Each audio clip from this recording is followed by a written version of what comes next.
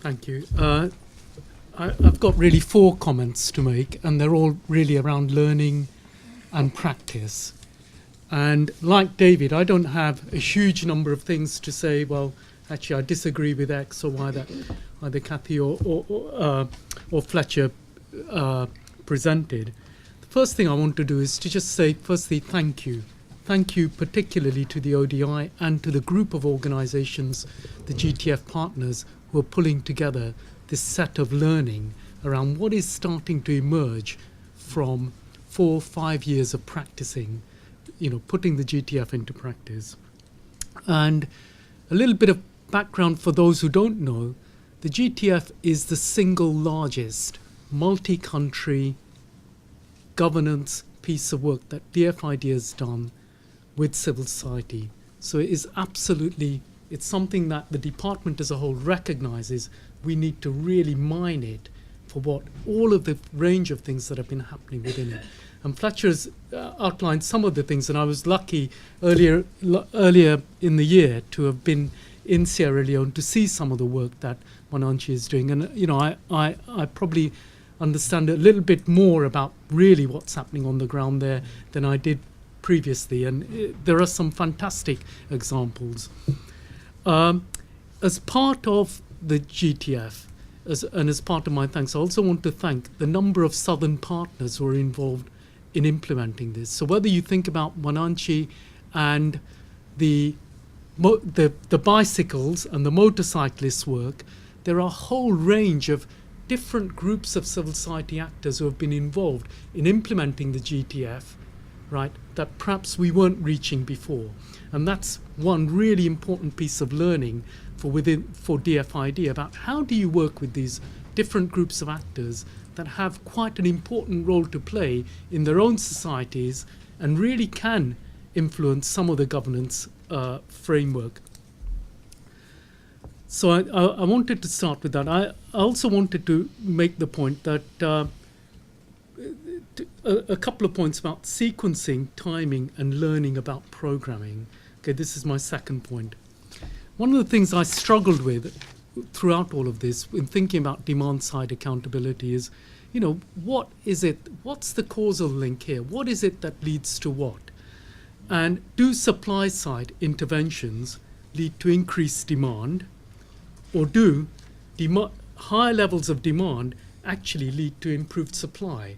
I've been struggling with this for a while, and I don't have the answer to that, but I think we are beginning through mining some of the GTF experience to say, well, actually, it really matters, this set of, trying to understand how in different contexts, in different societies, how, if you impact on the demand side, what is there always a result on the supply side and vice versa?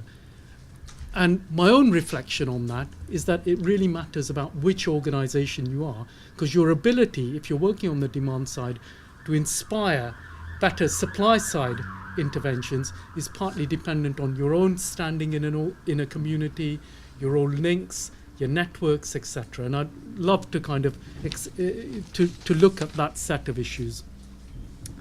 In terms of learning about programming, I think for DfID we're also learning that one interesting factor. I wonder if the GTF, if it was launched today, would we be able to make the commitment that we made in 2008 in terms of, multi-year funding, quite a loose framework. We don't quite know all the theory of change of all of this, etc. I don't know the answer to that. But I think it is worth us mining the GTF to say, well, actually, how have theories of change changed and altered to make them more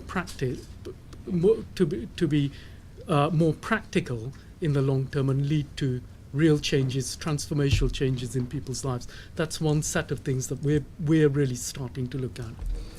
Another set of things which I won't talk about were all the things that were mentioned by Fletcher and Kathy about the bureaucracy of it. In terms of, Fletcher mentioned, the normal way in which most donors work is you invite lots of proposals, and obviously the people who write the best, you're more likely to support those.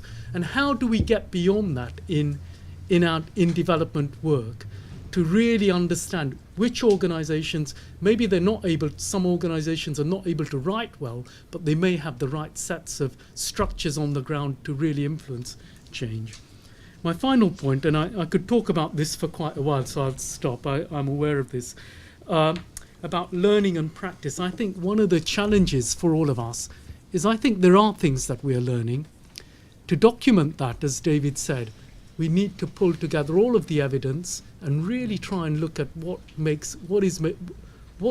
are some of the nuggets that we can draw, and they'll be different in different settings. So some of the things we've done in through this program have been multi-country programs, and I think the theories of change in bringing about particular types of change in multi-country programs, comparative work, are much more complex, as you can imagine.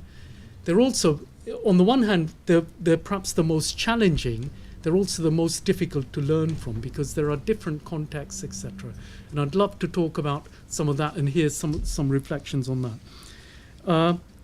About learning and practice, I think it's fine to do the learning, but actually what matters is how do you apply some of this? What would we do differently if we were doing the same types of programs again? And I think that's a challenge for all of us. Let me stop there. Great. Thanks. Thank you very much indeed.